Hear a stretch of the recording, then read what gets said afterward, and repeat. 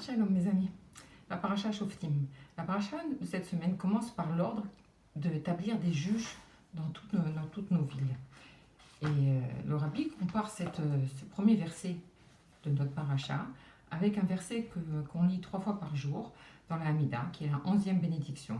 Et on va comparer un peu les deux versets. Donc, le premier verset de la paracha, c'est Shoftim veshotrim titen lecha bechol sharecha.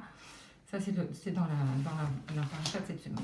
Et le deuxième verset qui se trouve dans la Hamida, qui a été dit par le prophète Ishaïa, qui est le prophète de la Géoula, on l'appelle comme ça parce qu'il avait une vision très très précise et vraiment complète de la Géoula. Et donc c'est cette phrase-là qu'on dit 3 fois par jour dans la Hamida, et c'est restaure nos juges comme au jour d'antan et nos conseillers comme jadis. Ashiva shoftenu kevarishuna veyatzenu kevatreirina. Donc ces deux passuks se ressemblent beaucoup, mais il y a quand même 4 différences. La première différence, c'est que dans le verset du prophète, on ne retrouve pas le shoter. Le shoter, c'est-à-dire les policiers. La deuxième différence, c'est qu'il y a un nouveau personnage, c'est le yoetz, c'est-à-dire le conseiller. La troisième différence, c'est que là on emploie kerishona vekevatrina. On va comprendre qu'est-ce que ça veut dire ces deux versets. On pourrait dire comme le début et le commencement. Ça ressemble beaucoup, mais c'est en premier et le commencement, c'est-à-dire, bon, on expliquera ça tout à l'heure. Et ensuite, la dernière différence, c'est qu'on dit Shoftaïr vioatzir, c'est-à-dire que c'est mes prophètes à moi et mes conseillers, c'est-à-dire que ça s'adresse à moi. Alors, pour comprendre tout ça, on va déjà commencer à comprendre c'est quoi un shofet. Un shofet, c'est celui qui va établir la loi. Par exemple, quand deux personnes ont un dilemme, ils vont devant un juge qui va déterminer la loi telle qu'elle est tranchée là-haut. Il tranche la loi. Maintenant, les personnes ne sont peut-être pas d'accord d'appliquer cette loi. Et donc, il fallait qu'il y ait des shoters, des policiers, qui viennent même jusqu'à frapper des personnes pour qu'elles appliquent et qu'elles soient d'accord d'appliquer cette loi.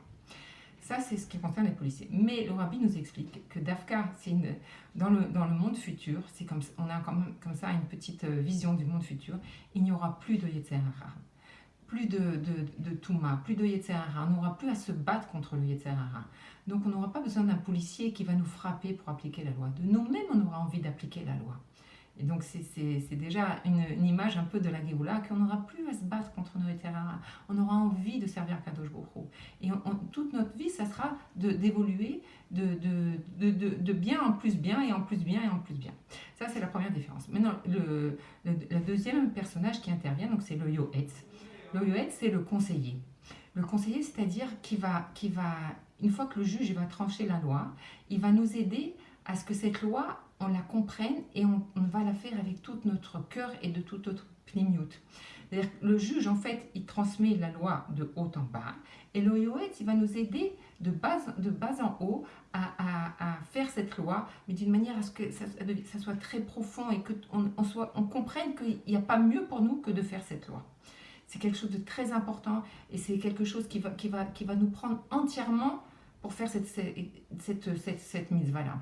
Et donc, c'est une manière de comprendre aussi que dans la Géoula, ce qui sera important, c'est qu'on soit entier dans les choses et qu'on sente qu'on fasse partie de la chose. Et ensuite, il y a la différence entre Rishon Kevatrina, c'est-à-dire que le juge, il va établir la loi, et ensuite, on va pratiquer cette loi, on va appliquer cette loi avec toutes les noms, avec le Yoetz qui va nous permettre de faire cette chose très très fort jusqu'à la 4e différence, qu'on va sentir que la loi, c'est la mienne, c'est mon juge, c'est mon Yoetz, c'est-à-dire que je vais tellement ressentir cette loi de toute ma profondeur que je vais vouloir l'appliquer à tel point que c'est moi, ça fera partie de moi. Et là, j'ai entendu un exemple, ce que veut dire du Rav Yossi Ginzbourg, qui disait, c'est comme par exemple quand on arrive, on nous amène dans une pièce et tout d'un coup, on nous allume la lumière et on voit, waouh, on est dans un palais et tout est beau, tout est magnifique. C'est vrai que tout est magnifique, mais je ne vais peut-être pas me sentir à l'aise, je ne vais peut-être pas me sentir à ma place, je ne vais pas savoir où je suis. Tandis que si on nous dit commencer à creuser les fondations d'une maison, on va construire, on va choisir les matériaux et on va doucement, doucement, étape par étape, on va construire un bâtiment. Et que quand on va arriver au dernier moment à allumer la lumière, avant même qu'on allume la lumière, je vais ressentir une grande joie parce que ce bâtiment-là, il sera à moi. Je connais chaque chose, j'ai participé et je suis entier avec cette chose-là. Et quand la lumière va s'allumer, waouh, quelle joie immense parce que je sentirai que c'est ma partie, c'est moi qui agit là-dedans. Donc c'est pour nous comprendre que ce temps-là de la Géoula, c'est un temps où on a besoin d'avoir mon travail, on a besoin d'avoir ma participation. Et le rabbi nous explique que Dafka, on peut considérer qu'on est déjà dans cette période-là, que déjà on est dans la période puisque le prophète nous dit qu'il y aura d'abord les chauffettes et les yoetz, et après il y aura la construction du Beth Amikdash. Parce que c'est une étape indispensable à la construction du Beth Amikdash. Il faut qu'on soit prêt à servir à Kadosh Baruch Hu de toute notre plénitude pour arriver ensuite à l'étape du Beth Amikdash. Et le rabbi nous commente une autre loi qu'il y a dans cette paracha, qui est une loi d'ailleurs qu'on a vue dans le Chumash d'aujourd'hui, qui nous parle du Navi, du prophète, et que c'est une mitzvah de la Torah, c'est Moshe qui nous transmet cette halakha, qu'on doit croire dans le prophète, que le prophète c'est Akadosh Baruch Hu qui le met dans le monde pour transmettre sa Torah, et que donc il nous explique, il y a une partie où le Akadosh Baruch Hu, pour mieux comprendre, on peut prendre l'exemple de Moshe Rabbeinu. Dans les 4 premiers séphers, Moshe, il a retransmis intégralement la parole d'Akadosh Baruch Hu sans même mettre son intellect dedans. C'était telle quelle la parole d'Akadosh Baruch Hu. Et dans le 5e séfer qu'on est en train d'étudier en ce moment, le séfer de Barim, alors il a répété la Torah, mais avec ses mots à lui, avec son intellect à lui. Et pourquoi ? Pour que ça puisse plus toucher le Ham Israël. Il a préparé la génération comme ça, avec ses mots à lui, parce que lui seul savait les mots qu'il fallait employer pour transmettre la parole de Dieu et que le peuple puisse accepter cette parole. Donc le Navi, c'est celui qui, en fait, c'est le Yoetz de la génération. C'est lui, par ses conseils, qui va nous permettre de comprendre et de réaliser la parole divine d'une manière enflammée, d'une manière très, très, très profonde. Et le rabbi de nous expliquer que de nos jours, on peut dire qu'Akadosh Baruch Hu, il a rétabli la névoie dans le peuple juif. Et à cela, il y a plusieurs preuves. La première chose, c'est qu'on voit que déjà, même dans le monde non juif, on voit que les policiers ont de moins en moins de travail, et on a mis surtout en place des yoatzim, des conseillers qui vont aider, que ce soit les jeunes, que ce soit les gens dans n'importe quel domaine, qui vont aider à appliquer, qui vont aider les gens à évoluer et à faire la loi, ou à faire dans le chinour, dans n'importe quel domaine. On voit qu'il y a des yoatzim, des conseillers, il y a vraiment dans tous les domaines, pour nous aider justement à faire les choses entièrement. Donc ça, c'est la première des choses. La deuxième des choses, on voit que la névoie est revenue déjà à l'époque de Baal Shem Tov. On disait qu'il avait une vision, qu'il voyait du début de la terre jusqu'au fin fond de la terre, avec ses yeux de chair, d'une manière concrète. Ensuite, on voit que les Rébéim aussi, ils avaient tous la névoie, et ça s'est transmis de génération en génération. Je n'ai pas le temps de détailler tout ça maintenant, mais on voit depuis l'Admorazaken qui répondait en détail aux demandes de ces chassidim jusqu'à notre rabbi, qui n'a pas eu affaire au rabbi à lui demander des conseils, et des conseils vraiment où il voyait dans le futur combien de fois il a sauvé le monde par ses prophéties, comme par exemple pour la guerre du Golfe, pour la guerre des 6 jours. Il a donné on voit qu'il a vraiment prophétisé des choses et qui se sont concrètement arrivées.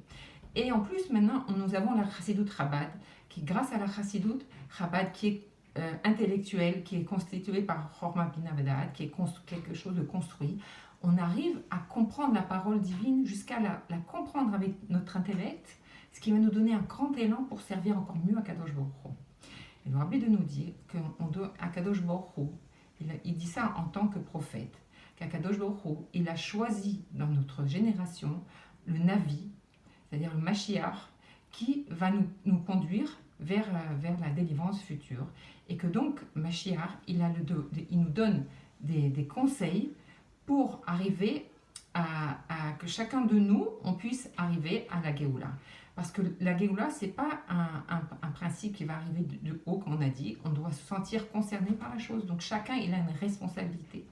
Donc ce que le Rabbi nous demande de faire dans cette paracha, c'est déjà de publier dans le monde entier que Mashiach arrive et que ce n'est pas un souhait, c'est une prophétie. Donc c'est quelque chose de sûr qui est en train d'arriver. Donc vraiment de diffuser dans le monde entier. Et que le Rabbi nous disait même dans la semaine dernière que même si on n'est pas convaincu, on doit quand même le diffuser. Mashiach est là et il arrive. Et que nous, on doit se préparer à ça. Et comment se préparer à ça? En appliquant justement ce qu'on a étudié dans la paracha de cette semaine. C'est-à-dire qu'on doit établir des juges et des yoetz en nous-mêmes. De la même manière qu'il y en a dans le monde, il y en a en nous-mêmes. Ça veut dire quoi? Ça veut dire que dans notre corps, nous avons des portes, les oreilles, les yeux, le nez et la bouche. C'est-à-dire que ça rentre et ça sort. C'est des informations qui rentrent et qui sortent. Et que de ça, nous, on doit être le garant, on doit faire attention à ce qui rentre et ce qui sort de nous pour être entièrement dans le sujet de la Géoula. C'est-à-dire que tout ce qu'on doit faire, il doit avoir un rapport avec la Géoula. Quand on entend, on doit faire attention à ce qu'on entend.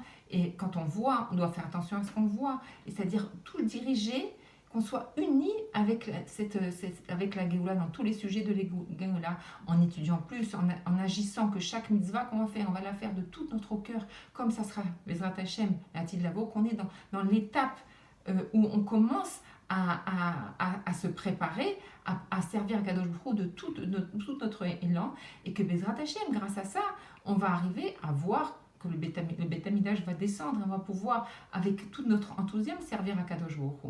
Donc c'est le moment où on doit prendre conscience de ces choses-là, et vraiment je vous encourage à lire cette sikha, ce Dvar Malchut de cette semaine, parce que c'est vraiment quelque chose de basique, où on comprend et on peut répondre à toutes les questions qu'on peut se poser sur la Géoula, et pourquoi le Navi, et pourquoi on décide qui est Mashiach, etc.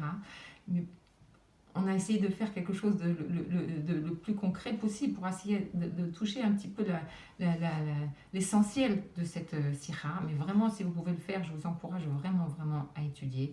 Et que Bezrat Hashem, par ce route-là, et par le fait qu'on va diffuser autour de nous le maximum que Mashiach est là, et qu'on doit se préparer, et qu'on doit accueillir Mashiach, parce que c'est la dernière chose qui nous reste à faire, et que Bezrat Hashem, tout ensemble, on va recevoir Mashiach aujourd'hui même. Shabbat Shalom.